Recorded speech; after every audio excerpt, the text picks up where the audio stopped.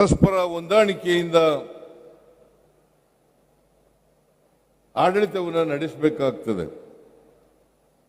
ಹಾಗಾಗಿ ದೇಶದ ಅಭಿವೃದ್ಧಿ ಅಂತಂದ್ರೆ, ದೇಶದ GDP ಬೆಳವಣಿಗೆ ಆಗಿದೆ ಅಂತಂದ್ರೆ ರಾಜ್ಯಗಳ ಅಭಿವೃದ್ಧಿ ಆದಾಗ ಮಾತ್ರ ಸಾಧ್ಯ ಆಗ್ತದೆ, ಜಿಲ್ಲೆಗಳ ಅಭಿವೃದ್ಧಿ ಆದಾಗ ಮಾತ್ರ ಸಾಧ್ಯ ಆಗ್ತದೆ, ತಾಲೂಕುಗಳ ಅಭಿವೃದ್ಧಿ ಆದಾಗ ಮಾತ್ರ ಸಾಧ್ಯ ಆಗ್ತದೆ, ಹಳ್ಳಿಗಳ ಅಭಿವೃದ್ಧಿ ಆದಾಗ ಮಾತ್ರ ಸಾಧ್ಯ ಆಗ್ತದೆ. ನಾವು ಸಮಾಜದಲ್ಲಿರ್ತಕ್ಕಂಥ ಬಡವರು, ದಲಿತರು, ಹಿಂದುಳಿದವರು, ಅಲ್ಪಸಂಖ್ಯಾತರು, ಎಲ್ಲ ಧರ್ಮದ ಜನರು, ಇವರಿಗೆ ಆರ್ಥಿಕವಾಗಿ ಸಾಮಾಜಿಕವಾಗಿ ಶಕ್ತಿಯನ್ನು ತುಂಬತಕ್ಕಂಥ ಕೆಲಸವನ್ನು ಮಾಡಬೇಕು. ಅದನ್ನೇ ಬಾಬಾ ಸಾಹೇಬ್ ಅಂಬೇಡ್ಕರ್ ಅವರು ಹೇಳ್ತಾರೆ, ನಮ್ಮ ದೇಶಕ್ಕೆ ಸ್ವಾತಂತ್ರ್ಯ ಬಂದದ್ದು ಯಶಸ್ಸು ಆಗಬೇಕಾದ್ರೆ ಎಲ್ಲರಿಗೂ ಅವಕಾಶಗಳನ್ನು ಒದಗಿಸಿಕೊಟ್ಟಾಗ ಮಾತ್ರ, ಎಲ್ಲರಿಗೂ ಸಾಮಾಜಿಕವಾಗಿ ಆರ್ಥಿಕವಾಗಿ ಸ್ವಾತಂತ್ರ್ಯವನ್ನು ಕೊಟ್ಟಾಗ ಮಾತ್ರ. ಇಲ್ಲದೆ ಹೋದ್ರೆ ದೇಶಕ್ಕೆ ಬರೀ ಸ್ವಾತಂತ್ರ್ಯ ಬಂದದ್ರಿಂದ ಜನಜೀವನ ಬೆಳವಣಿಗೆ ಆಗಲಿಕ್ಕೆ ಕಷ್ಟ ಆಗ್ತದೆ, ಎಲ್ಲ ಜನರು ಕೂಡ ಮುಖ್ಯವಾಹಿನಿಗೆ ಬರಲಿಕ್ಕೆ ಕಷ್ಟ ಆಗ್ತದೆ. ಇದಕ್ಕೋಸ್ಕರ ನಾವು ಅನೇಕ ಕಾರ್ಯಕ್ರಮಗಳನ್ನು ಅಧಿಕಾರದಲ್ಲಿರುವಾಗ ಜನರಿಗೆ, ಬಡವರಿಗೆ ತಲುಪಿಸ್ತಕ್ಕಂಥ ಕೆಲಸವನ್ನು ಮಾಡ್ತಾ ಇದ್ದೀವಿ. ನಾವು ಇದನ್ನು ಮಾಡುವಾಗ ಯಾವುದೇ ಧರ್ಮವನ್ನು ನೋಡಲ್ಲ, ಯಾವುದೇ ಜಾತಿಯನ್ನು ನೋಡಲ್ಲ, ಯಾವುದೇ ಭಾಷೆಯನ್ನು ನೋಡ್ಲಿಕ್ಕೆ ಹೋಗಲ್ಲ, ಯಾವುದೇ ಪಕ್ಷವನ್ನು ನೋಡಲಿಕ್ಕೆ ಹೋಗಲ್ಲ. ಎಲ್ಲ ಪಕ್ಷದವ್ರಿಗೂ ಕೂಡ ಕೊಡ್ತೀವಿ. ಕೃಷ್ಣಪ್ಪ, ಈಗ ನಾವು ಮಾಡ್ತಕ್ಕಂಥ ಗ್ಯಾರಂಟಿ ಯೋಜನೆಗಳಿದ್ದಾವಲ್ಲ, ಆ ಗ್ಯಾರಂಟಿ ಯೋಜನೆಗಳು, ಈಗ ಶಕ್ತಿ ಯೋಜನೆ ಕಾರ್ಯಕ್ರಮ, ಆ ಶಕ್ತಿ ಯೋಜನೆ ಕಾರ್ಯಕ್ರಮ ಮಾಡುವಾಗ ಎಲ್ಲ ಮಹಿಳೆಯರು, ಎಲ್ಲ ಜಾತಿಗೆ ಸೇರಿದವರು, ಎಲ್ಲ ಧರ್ಮಕ್ಕೆ ಸೇರಿದವರು, ಎಲ್ಲ ಪಕ್ಷಕ್ಕೆ ಸೇರಿದವರು ಎಲ್ಲರೂ ಕೂಡ ಇರ್ತಾರೆ.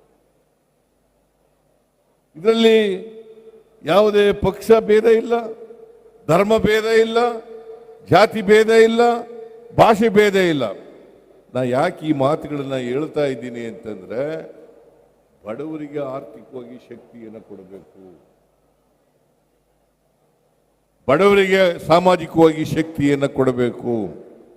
ಆಗ ಮಾತ್ರ ಸಂವಿಧಾನದಲ್ಲಿ ಹೇಳಿರ್ತಕ್ಕಂಥ ಗುರಿ ಏನಿದೆ, ಸಮ ಸಮಾಜವನ್ನು ನಿರ್ಮಾಣ ಮಾಡಲಿಕ್ಕೆ ಸಾಧ್ಯ ಆಗ್ತದೆ. ಇಲ್ಲದೆ ಹೋದರೆ ಸಮ ಸಮಾಜವನ್ನು ನಿರ್ಮಾಣ ಮಾಡಲಿಕ್ಕೆ ಸಾಧ್ಯ ಆಗಲ್ಲ. ಬುದ್ಧನ ಕಾಲದಿಂದ ಹಿಡಿದು, ಬಸವಣ್ಣನವರ ಕಾಲದಿಂದ ಹಿಡಿದು, ಅಂಬೇಡ್ಕರ್ ಅವರ ಹಿಡಿದು, ಮಹಾತ್ಮ ಗಾಂಧೀಜಿಯವರಿಂದ ಹಿಡಿದು ಈ ದೇಶದಲ್ಲಿ ಬದಲಾವಣೆ ಆಗಬೇಕು, ಪರಿವರ್ತನೆ ಆಗಬೇಕು, ಸಮ ಸಮಾಜ ನಿರ್ಮಾಣ ಆಗಬೇಕು, ಸಮಾನತೆಯ ಸಮಾಜ ನಿರ್ಮಾಣ ಆಗಬೇಕು, ಜಾತ್ಯತೀತ ರಾಷ್ಟ್ರ ಆಗಬೇಕು. ಇದನ್ನು ಮಾಡ್ತಕ್ಕಂಥದ್ದು ನಮ್ಮ ಗುರಿ ಅಂತಕ್ಕಂಥದ್ದನ್ನು ಇವತ್ತು ನಾನು ಹೇಳಲಿಕ್ಕೆ ಬಯಸ್ತೇನೆ. ಬಹಳ ಜನ ನಮ್ಮ ಮೇಲೆ ಟೀಕೆ ಮಾಡ್ತಾರೆ. ಗ್ಯಾರಂಟಿ ಯೋಜನೆಗಳನ್ನು ಜಾರಿ ಕೊಟ್ಬಿಟ್ಟ ಮೇಲೆ, ಚಂದ್ರಶೇಖರ್ ಗೌಡ, ಗ್ಯಾರಂಟಿ ಯೋಜನೆಗಳನ್ನು ಜಾರಿ ಕೊಟ್ಟ ಮೇಲೆ ಅಭಿವೃದ್ಧಿ ಕೆಲಸಗಳಿಗೆ ದುಡ್ಡಿಲ್ಲ, ಎಲ್ಲ ಅಭಿವೃದ್ಧಿ ಕೆಲಸಗಳು ನಿಂತು ಹೋಗಿದ್ದಾವೆ. ಇದೇನು ಇವತ್ತು ಇಷ್ಟೊಂದು ಕೋಟಿ ರೂಪಾಯಿಗಳಿಗೆ ಅಭಿವೃದ್ಧಿ ಕೆಲಸಗಳಿಗೆ ಶಂಕುಸ್ಥಾಪನೆ ಮಾಡಿದೀವಲ್ಲ, ಅಭಿವೃದ್ಧಿ ಕೆಲಸಗಳು ಎಲ್ಲಿ ಇದ್ದಾವೆ? ಇಷ್ಟೊಂದು ಸವಲತ್ತುಗಳು ಕೊಟ್ಟಿದ್ದು, 1.5 ಲಕ್ಷ ಜನರಿಗೆ ಸವಲತ್ತುಗಳನ್ನು ಕೊಟ್ಟಿದ್ದೇವೆ. It's not A small joke. ಎಲ್ರಿಗೂ ಕೊಟ್ಟಿದ್ದೇವೆ. ಜನವರಿನಲ್ಲಿ ಕೊಟ್ಟಿದ್ದೇವೆ, ಈಗ ಡಿಸೆಂಬರ್ನಲ್ಲಿ ಕೊಡ್ತಾ ಇದ್ದೀವಿ. ಕಳೆದ ವರ್ಷ ಕೊಟ್ಟಿದ್ದೇವೆ, ಈ ವರ್ಷ ಕೊಟ್ಟಿದ್ದೇವೆ. ಅದರಿಂದ ಟೀಕೆಗಳು ಪ್ರಜಾಪ್ರಭುತ್ವದ ವ್ಯವಸ್ಥೆಯಲ್ಲಿ ಟೀಕೆ ಮಾಡಬೇಕು. ನಾನು ಮಾಡಬಾರದು ಅಂತ ಹೇಳಕ್ ಹೋಗಲ್ಲ. ಟೀಕೆಗಳು ಸ್ವಾಗತ, ಆದರೆ ರಚನಾತ್ಮಕವಾದಂಥ ಟೀಕೆಗಳಿದ್ದಾಗ ಮಾತ್ರ ಅವಕ್ಕೆ ಸ್ವಾಗತ ಅಂತಕ್ಕಂಥ ಮಾತುಗಳನ್ನು ಹೇಳಲಿಕ್ಕೆ ಬಯಸ್ತೇನೆ. ಇಲ್ಲದೆ ಹೋದರೆ ಜನ ಅದನ್ನ ಆ ಟೀಕೆಗಳನ್ನು ಸತ್ಯಾಂಶದಿಂದ ಕೂಡಿಲ್ಲೇ ಇರ್ತಕ್ಕಂಥ ಟೀಕೆಗಳನ್ನು ಜನ ತಿರಸ್ಕಾರ ಮಾಡ್ತಾರೆ. ಇದನ್ನ ನಾನು ಹೇಳಲಿಕ್ಕೆ ಬಯಸ್ತಾ ಇದ್ದೇನೆ. ನಾನು ಇವತ್ತು ಕರ್ನಾಟಕದ ಬಜೆಟ್ 3,71,000 ಕೋಟಿ ರೂಪಾಯಿ, 3,71,000 ಕೋಟಿ ರೂಪಾಯಿ. ಅದರಲ್ಲಿ ಒಟ್ಟು ಅಭಿವೃದ್ಧಿಗೆ ಇಟ್ಟಿರ್ತಕ್ಕಂಥ ಹಣ 1,20,000 ಕೋಟಿ, 1,20,000 ಕೋಟಿ. ಆ 1,20,000 ಕೋಟಿನಲ್ಲಿ 52,009 ಕೋಟಿ ರೂಪಾಯಿ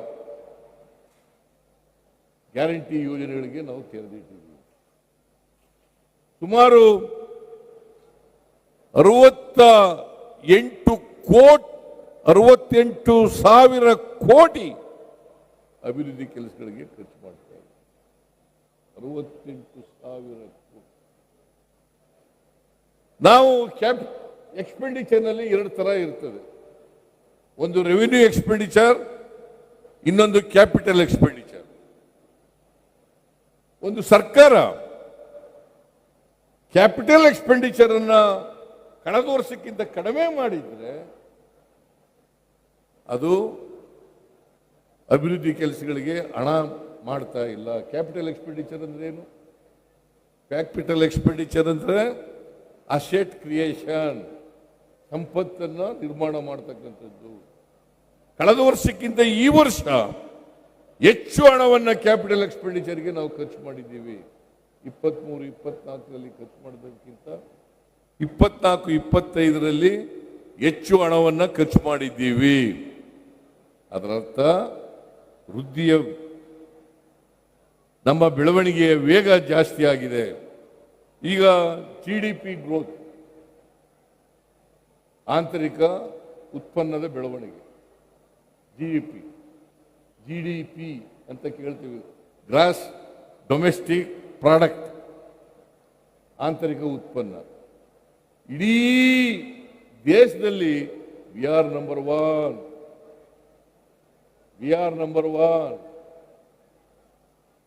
ರಾಷ್ಟ್ರದ ಎಲ್ಲ ಸರಾಸರಿ ರಾಜ್ಯಗಳ ಸರಾಸರಿ GDP 8.2 ಇದ್ರೆ ಕರ್ನಾಟಕದ GDP 10.2. That means to say ನಾವು GDP ಬೆಳವಣಿಗೆಯಲ್ಲಿ ಇಡೀ ರಾಷ್ಟ್ರದಲ್ಲಿಯೇ ನಂಬರ್ 1. ಆಮೇಲೆ FDI, foreign direct investment, foreign development, foreign direct investment, Maharashtra ಬಿಟ್ಟರೆ ವಿ ಆರ್ ನಂಬರ್ 2. ಎರಡನೇ ಸ್ಥಾನದಲ್ಲಿರ್ತಕ್ಕಂಥದ್ದು. ತೆರಿಗೆ ಕೊಡ್ತಕ್ಕಂಥದ್ರಲ್ಲಿ ಮಹಾರಾಷ್ಟ್ರ ಬಿಟ್ಟರೆ we R number 2. Not Gujarat, not Madhya Pradesh, not UP, not Bihar, not Haryana. ಎಲ್ಲ ರಾಜ್ಯಗಳಿಗೆಲ್ಲ ನಾವು ಮುಂದೆ ಇದ್ದೀವಿ. ಇದನ್ನ ಜನರ ಮುಂದೆ ಇಡ್ತಕ್ಕಂಥ ಪ್ರಯತ್ನವನ್ನು ನಾನು ಮಾಡ್ತಾ ಇದ್ದೀನಿ. ಇದನ್ನ ಪರಿಶೀಲನೆ ಮಾಡಬಹುದು, ಯಾರು ಬೇಕಾದರೂ ಕೂಡ ಪರಿಶೀಲನೆಯನ್ನು ಮಾಡಬಹುದು.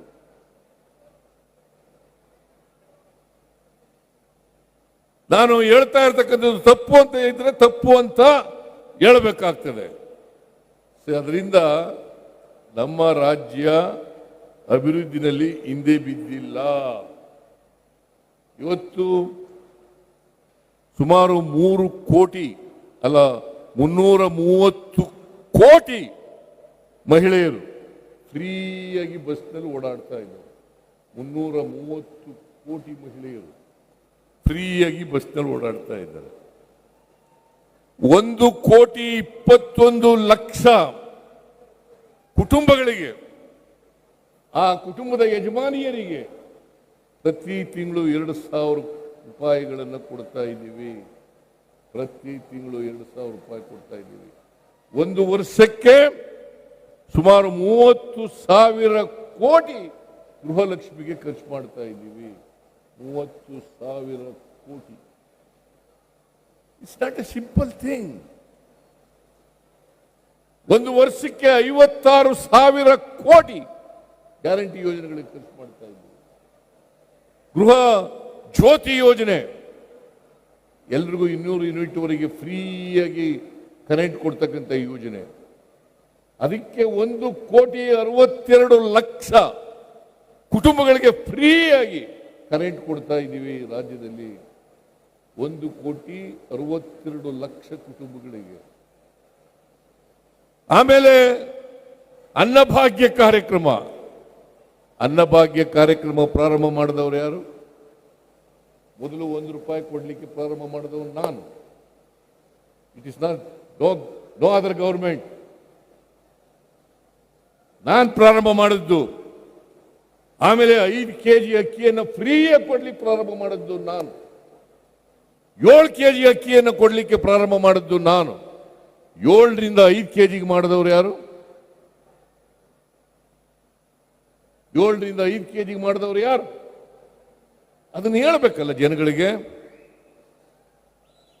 ಮತ್ತೆ ಈ ಸಾರಿ ಅಧಿಕಾರಕ್ಕೆ ಬಂದ ಮೇಲೆ 5 kg ಜೊತೆಗೆ ಇನ್ನೂ 5 kg ಕೊಡ್ಲಿಕ್ಕೆ ಪ್ರಾರಂಭ ಮಾಡಿದವರು ನಮ್ಮ ಸರ್ಕಾರ. ಯುವ ನಿಧಿ ಯೋಜನೆಗೆ ಹಣ ಕೊಟ್ಟು ಅದನ್ನು ಜಾರಿಗೆ ಕೊಟ್ಟಿರ್ತಕ್ಕಂಥದ್ದು ನಮ್ಮ ಸರ್ಕಾರ.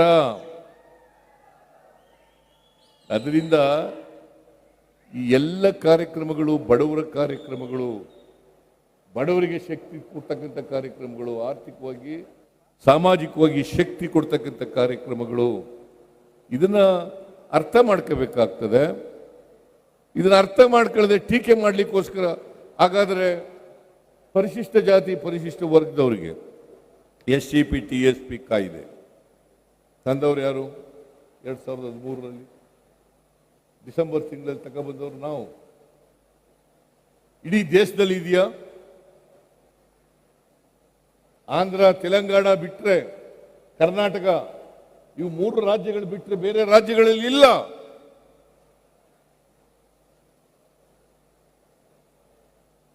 ದೇಶದಲ್ಲಿ ಇಲ್ಲ,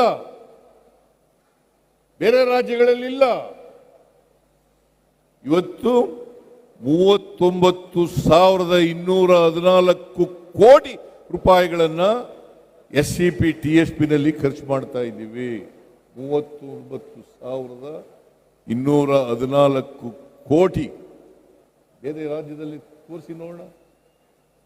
ಕೇಂದ್ರ ಸರ್ಕಾರದ್ದು 48 ಲಕ್ಷ ಕೋಟಿ ಬಜೆಟ್, ಅಲ್ಲಿ ಹಾಕಿಲ್ಲ.